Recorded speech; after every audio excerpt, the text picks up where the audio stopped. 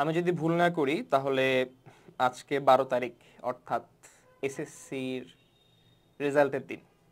ওকে। আর আজকের ভিডিওটা বানাচ্ছি বেসিক্যালি তাদের জন্য, কাদের জন্য, যাদের রেজাল্ট খারাপ হয়েছে। ভিডিওটা বানানোর জন্য আমাকে মানসিকভাবে অনেক শক্তি নিয়ে আসতে লাগছে, কারণ তোমরা যারা এসএসসি বাচ্চা কাচ্চারা আছো তারা লিটারেলি অনেক ছোট, বয়সে অনেক ছোট।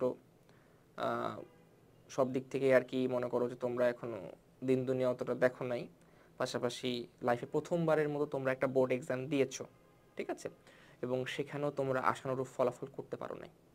তো এই জিনিসটা আমি বুঝি যে ফ্যামিলির প্রত্যাশা চাপ পূরণ করতে না পারার কষ্টটা, বা ব্যক্তিগত যেই একটা টার্গেট থাকে প্রত্যেকের যে ভালো রেজাল্ট করব বা সবার মুখে হাসি ফুটাবো, সেই জিনিসটা আর কি তোমার পক্ষে এই মুহূর্তে করা পসিবল হচ্ছে না। কারণ কি?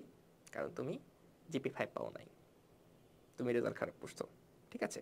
সো আমি রেজাল্ট খারাপ করছো এটা বলবো না, ঠিক আছে, বলাটা ঠিক হবে না। কারণ নর্মালি আমরা কি হয় মাপি, আমরা জিপি 5 দিয়ে বেসিক্যালি আমাদের ইফোর্টগুলোকে মাপি। বাট আমরা একটা জিনিস ভুলে যাই যে কোনো একটা পরীক্ষায় ভালো করাটা শুধুমাত্র যে ব্যক্তিগত ইফোর্টের এখানে যে কাজে লাগে তা কিন্তু না। লাকটাও অনেক বড় একটা জিনিস, বা লাকটাও সাথে থাকাটা খুব দরকার। অনেক সময় আমি এমন অনেক স্টুডেন্ট দেখছি যারা বেসিক্যালি যে স্কুলে টপার, খুব ভালো রেজাল্ট করে, সব সময় টেস্টেও ফাটাই দিছে, কোপাই দিছে, স্কুলেও ভালো রেজাল্ট করছে, কিন্তু কোনো এক কারণে, কোনো এক অদৃশ্য কারণে, কোনো এক দৈব ভুলে বা ব্যক্তিগত ভুলে বা যে কোনো কারণে তার আর কি এসএসসির পরীক্ষার ফলাফলটা আশানুরূপ হয় নাই। কোনো কারণে তার জিপি 5টা মিস হয়ে গেছে, ঠিক আছে। আবার কেউ দেখা যায় যে শুরু থেকে পড়াশোনা নিয়ে অতটা সিরিয়াস ছিল না, শেষের দিকে এসে খুব চেষ্টা করতো, কিন্তু আমাদের পরীক্ষার রেজাল্টটা আশানুরূপ হয় নাই। সো এই মুহূর্তে আর কি করণীয় কি, ঠিক আছে।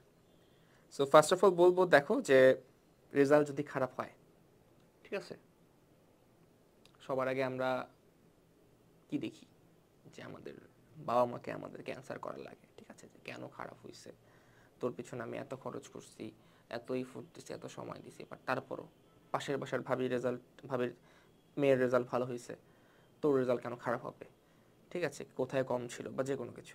আমি জানি তোমরা এই ধরনের নানা রকম প্রশ্নের সম্মুখীন এই মুহূর্তে হচ্ছ, পাশাপাশি নানা রকম দুর্বিষহ পরিস্থিতির মধ্যে দিয়ে যাচ্ছ, কারণ তোমার বন্ধু বান্ধব যারা আছে তারা সবাই আর কি জিপি 5 পাইছে, তারা এই মুহূর্তে আর কি সেলিব্রেশন করতেছে, এবং এমনকি কেউ কেউ তোমার বাসায় মিষ্টি পর্যন্ত নিয়ে আসছে। তোমার রেজাল্ট যে খারাপ হয়েছে সেটার জন্য তাদের বেসিক্যালি কোনো যায় আসে না। সো এই মুহূর্তে পৃথিবীর সব থেকে লোনলি পার্সন তুমি, ঠিক আছে। সো এই মুহূর্তে আর কি জানি না তুমি ভিডিওটা ক্লিক করে বেসিক্যালি কি এক্সপেক্ট করতেছো যে আমি কি বলবো, বা আমার কথাবার্তাগুলো শুনে তোমার খুব একটা ভালো ফিল হবে কি না, বাট আমি কিছু বাস্তবতার কথা বলবো তোমাদেরকে। ওকে। সো ফার্স্ট অফ অল একটা জিনিস দেখো যে এখানে যারা যারা রেজাল্ট খারাপ করছো, আমি তোমাদেরকে প্রথম জিনিসটা বলবো কি, দেখো ভাইয়া, ফার্স্ট জিনিস হলো কি, একসেপ্ট করো, ঠিক আছে, যা হয়েছে তা হয়ে গেছে। এখন এই মুহূর্তে আসে তোমার আর কি এটা বদলানোর মতো কোনো প্রকার ক্ষমতা কিন্তু তোমার নাই। তুমি চাইলেই কিন্তু আবার 2 বছর পিছনে গিয়ে সব কিছু নতুন করে গুছায় আবার পরীক্ষাটা দেওয়া কিন্তু তোমার জন্য পসিবল না। হ্যাঁ, আমি জানি তোমার কাছে এখনও অপশন আছে, কি অপশন আছে তোমার কাছে, আইদার ইমপ্রুভমেন্ট দেওয়া, ঠিক আছে, যেটা আমি তোমাদেরকে সাজেস্ট করব না, ঠিক আছে। আরেকটা হইতে পারে কি, বোর্ডে চ্যালেঞ্জ করা, ঠিক আছে। এখন চ্যালেঞ্জ করলে রেজাল্ট চেঞ্জ হয়, এটা কিছু ক্ষেত্রে যাদেরটা মনে করো যে নিজেদের ভুল না, হয়তো নাম্বার কাউন্ট করতে গিয়ে ভুল হয়েছে বা অন্য কোনো কারণে ভুল হয়েছে, ঠিক আছে। বাট যারা জানো যে আসলে ভুলটা, দোষটা আমার মধ্যে ছিল বা আমার পরীক্ষা খুব একটা ভালো হয় নাই, তাদের ক্ষেত্রে কিন্তু এই চ্যালেঞ্জ করে লাভ হবে না, ঠিক আছে, শুধুমাত্র একটা হ্যাসেল যাবে, সময়টা ওয়েস্ট হবে। আবার ইমপ্রুভমেন্টের ক্ষেত্রেও একটা বড় জিনিস হলো কি, কমিটমেন্ট। তুমি তোমার রেগুলার ব্যাচের সাথে পড়াশোনা করে বেসিক্যালি কি করলা, যে রেজাল্ট ভালো করতে পারলা না, তার মাঝখানে তুমি যদি ইমপ্রুভমেন্ট দাও, তোমাকে জুনিয়র ব্যাচের সাথে ক্লাস করার লাগবে, তাদের সাথে মিলে পরীক্ষায় বসার লাগবে এবং সেই অনুযায়ী পরীক্ষা দেওয়ার লাগবে। তাহলে সেই ক্ষেত্রেও যে তোমার রেজাল্ট খুব একটা ভালো হবে সেটা এক্সপেক্ট করাটা কিন্তু বোকামি। ঠিক আছে, আমার কাছে এমন অনেক উদাহরণ আছে। যেমন আমি যদি বলি, আমার এক জুনিয়রের কথা বলি, সে এসএসসি আর এইচএসসি এরকম একটা রেজাল্ট ফুল খারাপ করলো, তার রেজাল্ট 4 পয়েন্ট সামথিং ছিল। তো সে আমাকে বললো, ভাই আমি কি করবো? আমি বললাম যে তুমি এখন রেজাল্ট নিয়ে চিন্তা না করে অ্যাডমিশনের প্রস্তুতি নাও, যে অ্যাডমিশনের এক্সামের জন্য প্রস্তুতি নাও, তোমার ঢাবির জন্য প্রিপারেশন নাও, মেডিকেল বইয়ের যেহেতু হবে না, ঢাবির জন্য প্রিপারেশন নাও, ঢাবিতে কোয়ালিফাইয়ের জন্য নাও, পাশাপাশি বিভাগ পরিবর্তন ক্ষয়ের জন্য নাও, প্যারালাল প্রিপারেশন নাও, যাতে করে তোমার একটা সিট হলেও যাতে পাইতে পারো। তো ও আমার কথা শুনলো না, ও শুনলো ভুট্টো সাহেবের কথা। তো যাতে কি হলো জানি না, কার থেকে প্রিপারেশন নিচ্ছে বা কার থেকে শুনছে, সে চিন্তা করলো যে ডিসিশন শেষমেশ যে ইমপ্রুভমেন্ট দিবে। সো ইমপ্রুভমেন্ট দিল এবং আগের বার যেই পয়েন্ট পাইছিল আমার এক্স্যাক্টলি মনে নাই, পরের বার গিয়ে দেখা গেল সে তার থেকেও আরো 0.5 কম পাইলো, 4 পয়েন্ট সামথিং, 4.10 বা 12 কিছু একটা পাইছে, বা 20 বা 25। ঠিক আছে, অর্থাৎ আগের বার রেজাল্ট যা ছিল সেটা তো খারাপ ছিল, তার থেকেও খারাপ হলো ইমপ্রুভমেন্ট দেওয়ার পর রেজাল্ট। তাহলে বুঝো অবস্থা। ঠিক আছে, আমি তোমাদেরকে ডিমোটিভেট করতেছি না, যারা একদম ডিটারমাইন্ড তোমরা যাইতে পারো, বাট স্ট্যাটিস্টিক্স এটা বলে যে সবাই আর কি এই জায়গাটা থেকে ভালো করতে পারে বা কামব্যাক করতে পারে না। সো আমার এই জন্য তোমার ফার্স্ট তোমাদের প্রতি যে মেসেজটা থাকবে সেটা হচ্ছে, ভাই ফার্স্ট কথা যে অ্যাকসেপ্ট করা শেখো। ঠিক আছে, যে হ্যাঁ আমার ভুল হয়েছে, হ্যাঁ আমার লাইফের একটা পরীক্ষা খারাপ হয়েছে, তার মানে এই না যে আমি হারে গেছি।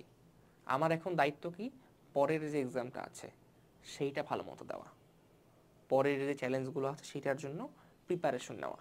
ঠিক আছে, সো প্রথম জিনিস হলো কি, অ্যাকসেপ্ট করো। সেকেন্ড জিনিস হইল, যদি খারাপ লাগে তাহলে ক্রাই, কাঁদো। ঠিক আছে, সিম্প্যাথি নাও। ওকে, কিন্তু মেন জিনিস কি, তারপর কি, তারপর হলো কি, শক্ত হও, শক্ত হওয়া শেখো। ঠিক আছে, কারণ মেইন জিনিসটা হলো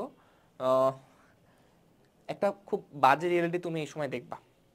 আজকে তুমি যদি রেজাল্ট ভালো করতা, মনে করো জিবি 5 পাইলা, দেখা যেত যে তোমার ফ্যামিলি, তোমার বাবা, তোমার মা, ভাই বোন, আত্মীয় স্বজন, টিচার, সবাই কিন্তু তোমার ক্রেডিট নিতে আসতো।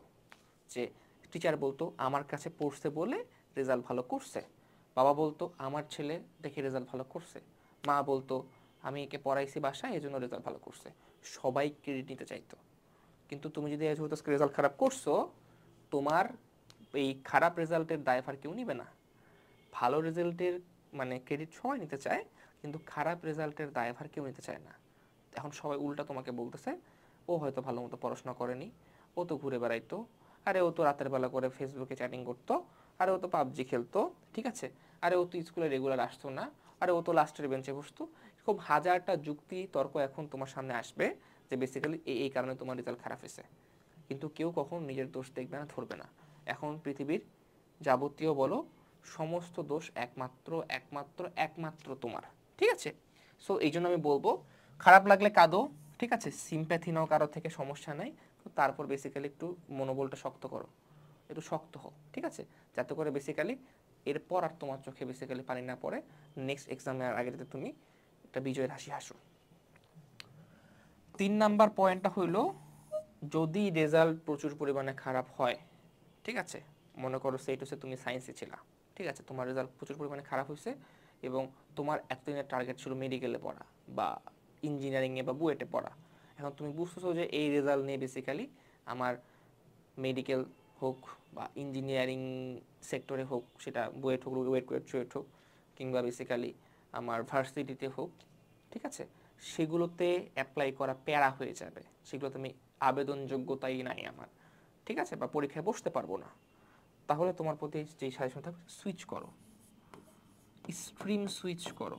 ঠিক আছে, কারণ দেখো, তুমি যদি একটু চিন্তা করো, তুমি যদি যেহেতু তোমরা এখন ছোট আছো, তোমরা জানো না কোনটার জন্য কত পরিমাণ পয়েন্ট লাগে বা কতটুকু পরিমাণ আর কি ইফোর্ট দেওয়ার লাগে।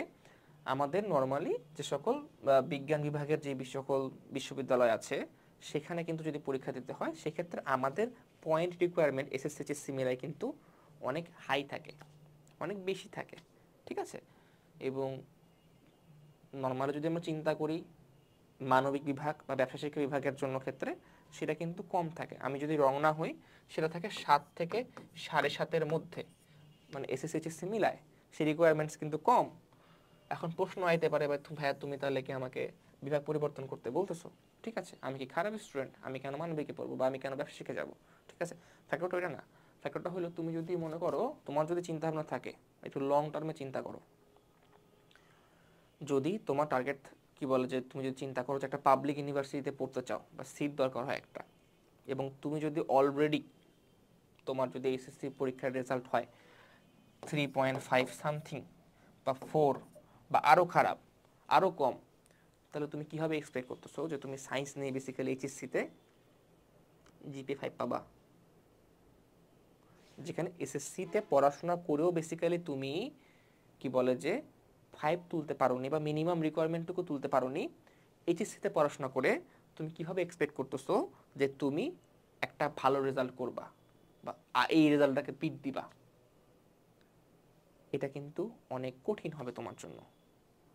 আমি বলতেছি না যে তুমি পারবা না, চেষ্টা করলে হয়তো পারবা, বাট ফ্যাক্টরটা হলো তোমার কাছে অলরেডি ডেটা আছে। তোমার কাছে অলরেডি ডেটা আছে, অলরেডি তুমি দেখতে পাচ্ছ, বুঝতে পারছো যে যারা বিজ্ঞানের আছো বেসিক্যালি তুমি যদি সায়েন্সে থাকো বেসিক্যালি জিনিসটা আরও খারাপ হওয়ার পসিবিলিটিস আছে। তাই তোমার পক্ষে এখানে বেটার হবে সুইচ করে মানবিকে আসা এবং সেখানে বেসিক্যালি ভালো করার চেষ্টা করা। দেখো, আমরা সফলতা বলতে যেটা বুঝি, আমাদের কাছে সফলতা হওয়া মানে কিন্তু শুধুমাত্র ডাক্তার বা ইঞ্জিনিয়ার হওয়া। কিন্তু একটা জিনিস চিন্তা করো তো, আমাদের দেশ চালাইতে কি শুধু ডাক্তার ইঞ্জিনিয়ার লাগে? না, দেশকে শুধু ডাক্তার ইঞ্জিনিয়াররাই চালায়? আর কি অন্য কোনো পেশার আমাদের দরকার নাই? একটা দেশ চালাইতে, একটা রাষ্ট্র চালাইতে কিন্তু সকল পেশার মানুষের দরকার আছে। ডাক্তার ইঞ্জিনিয়ার আমাদের সমাজের অত্যন্ত সম্মানিত এবং গুরুত্বপূর্ণ দুইটা পেশা, কিন্তু এর বাইরেও কিন্তু আরও অনেক অনেক অনেক অনেক সম্মানিত এবং গুরুত্বপূর্ণ পেশা আছে যেগুলোতে তুমি নিয়োজিত হতে পারবা। তাই তোমার জীবনের যেই জানালাটা আছে সেটা যদি একটু খুলে তাকাও, দেখবা যে বাইরের দুনিয়াটা অনেক বড়। এই পর্যায়ে এইচএসসিতে সায়েন্স নিয়ে সাফার করার চাইতে তোমার জন্য বেটার সুইচ করে হিউম্যানিটিসে বা বিজনেস স্টাডিসে চলে আসা। ঠিক আছে, তুমি যদি মানবিক বিভাগে আসো তোমার কাছে কিন্তু আরও অনেক অনেক বিষয় খোলা থাকবে, আরও অনেক অনেক জিনিস তোমার জন্য সহজ হবে। আমি একটা তোমাকে সহজ পরিসংখ্যান দিই, ম্যাক্সিমাম যারা সায়েন্সে বলো বা আর্টস কমার্স যেটাই বলো না কেন, যারা পড়াশোনা করে ইউনিভার্সিটি লেভেলে, তারা ডাক্তার হয়, ইঞ্জিনিয়ার হয়, যেটাই হয় না কেন, ডাক্তার ইঞ্জিনিয়ার সবাই কিন্তু দিন শেষে একটা এক্সামে বসে, সেটা কিন্তু বিসিএস। ঠিক আছে, সেটা হলো বিসিএস।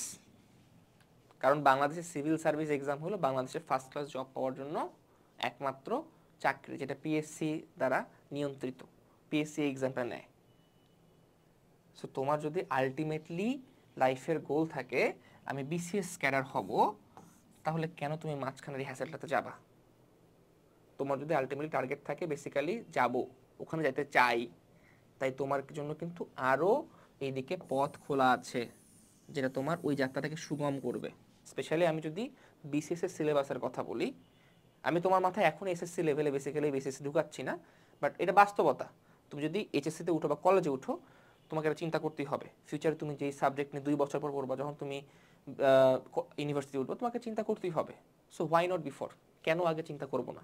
কেন আমি চিন্তা ভাবনা করে আমার ক্যারিয়ার প্ল্যান ঠিক করবো না? এটা তো একটা অবশ্যই প্রশ্ন, তাই না?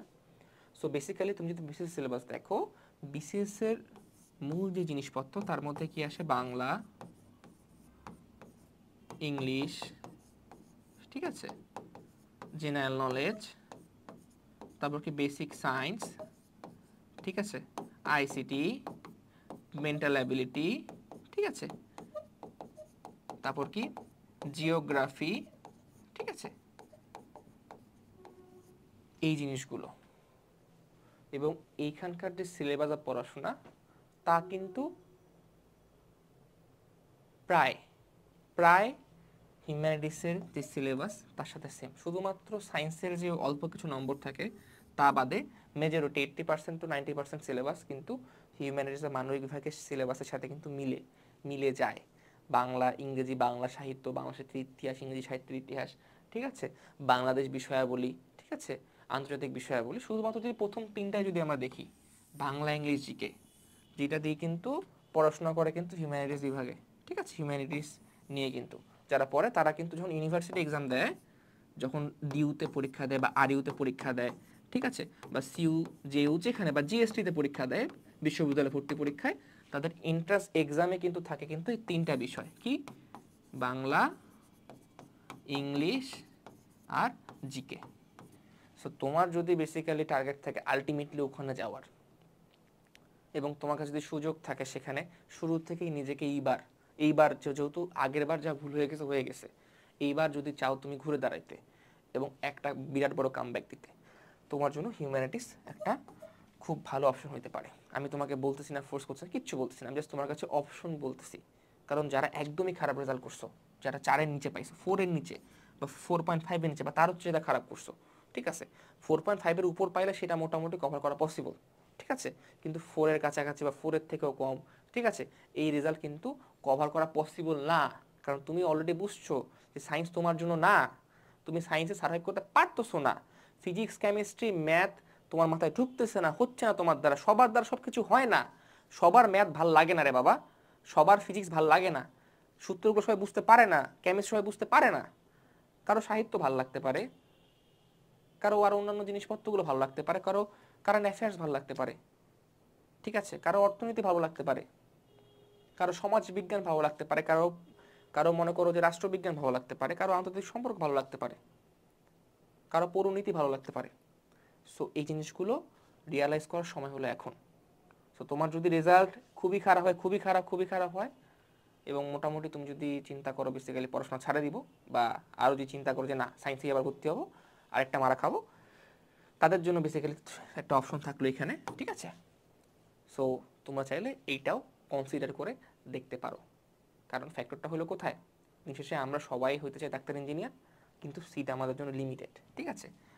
ডাক্তারিতে আমাদের সিট আছে প্রায় 4000-এর মতো 4K, আর ইঞ্জিনিয়ারিংয়ের জন্য বুয়েট, চুয়েট মিলে আছে এখানে প্রায় অ্যারাউন্ড 5K, ঠিক আছে। এর বাইরে বাকি যারা আছো তারা কি করবা, মানে আমি জাস্ট তোমাদেরকে বললাম সরকারিভাবে বেসিক্যালি যেগুলো জায়গায় পড়া যায় আমাদের, ঠিক আছে, এটা আরও 1000 কম বেশি হইতে পারে, বাট তারপরও স্টুডেন্ট তো তোমরা অনেক, স্টুডেন্ট তো তোমরা 10-12 লাখ, সায়েন্সে চিন্তা করলে কত, সায়েন্সে অ্যারাউন্ড 5-6 লাখ যাচ্ছ, বাকিরা কি করবা। তাই সময় যেটা এখনও আছে চিন্তা করো, সুইচ করো এবং নিজের লাইফটাকে রিস্টার্ট করো, ঠিক আছে। 12 ফেল মুভিটা দেখছো না, 12 ফেল মুভিতে কী বলতো যে ভুল হইলে, সমস্যা হলে কী করতে, রিস্টার্ট করতে বলতো না, আবার রিস্টার্ট করতে সব কিছু। সো তোমরাও এক কাজ করো, তারপর দেখা যাবে যে ওভারঅল এই যে এসএসসির তোমার যে ধাক্কাটা, মনোজেরও কিন্তু এসএসসি রেজাল্ট ভালো ছিল না, খুব খারাপ ছিল, তারপর কিন্তু সেও সুইচ করছিল, করে বেসিক্যালি সেও কিন্তু লাইফটা রিস্টার্ট মারছিল এবং লাস্টলি কী করছিল, আইপিএস হয়ে গেছিলো, ঠিক আছে। তো বাংলাদেশের ক্ষেত্রে আইপিএস, বাংলাদেশের ক্ষেত্রে আর কি বিসিএস, ডিএসপিটিএস বা যে কোনো কিছু যেটাই বলো, কারণ বাংলাদেশে থাকতে গেলে, বাঁচতে গেলে ভাই, ভিডিওতে আমাকে গালি দাও যাই বলো, ঠিক আছে, একটাই মাত্র অপশন বিসিএস বাংলাদেশে, ঠিক আছে, সব থেকে টপ মোস্ট এবং সব থেকে বেস্ট অপশন বিসিএস, এর বাইরে কোনো কথা নেই। যারা বাংলাদেশে থাকতে চাও, যারা চিন্তা করো আমি বিদেশেও বাইরে যাও, তাদের ক্ষেত্রে জিনিসটা আলাদা, কমপ্লিটলি আলাদা। বা যারা দেশে থাকতে চাও, তোমাদের জন্য কিন্তু এটা ছাড়া কিন্তু কোনো উপায় নেই। তো যাদের রেজাল্ট খারাপ হয়েছে, মন খারাপ এখন জানি, বাট যখন মাথাটা ঠান্ডা হবে তখন বেসিক্যালি আমার কথাগুলো শুনিও, ভিডিওটা দেখিও, তাহলে বুঝতে পারবা বেসিক্যালি তোমাদেরকে আজকে আমরা কি বুঝাইলাম, ওকে। আর যাদের রেজাল্ট ভালো হচ্ছে তাদেরকে তো অবশ্যই কংগ্রাচুলেশনস, অবশ্যই তোমাদের যে ড্রিম, সেই ড্রিম পার্সু করতে চলে যাও, সেই অনুযায়ী আগায় যাও। কিন্তু যারা আগে থেকে বেসিক্যালি টার্গেট ফিক্স করে রাখছো একটা, তাদের জন্য এইটা একটা পাথওয়ে হইতে পারে, ওকে। আর তোমাদের জন্য ওভারঅল যারা হালকা স্ট্যান্ড এসএসসির সাথে ছিলা এতদিন ধরে, তোমাদেরকে এইচএসসি লেভেলও গাইড করার জন্য আমি তোমাদের সাথে আছি হালকেস্টাইন হিউম্যানিটিস অ্যান্ড বিজনেস স্টাডিজ চ্যানেলে, ঠিক আছে। সো এখানে এই যে সাবস্ক্রাইব করে রাখিও, পাশাপাশি বেসিক্যালি সেখানে তোমাদের এইচএসসি লাইফের humanities and business studies related সবগুলো পড়াশোনা, সবগুলো আলোচনা, সব কিছু সেখানে কিন্তু দেখতে পারবা এবং তোমাদের পুরো জার্নির সাথে আমি থাকতেছি। সো আজকের ভিডিও এই পর্যন্তই, সবার প্রতি শুভকামনা থাকলো। আসসালামু আলাইকুম।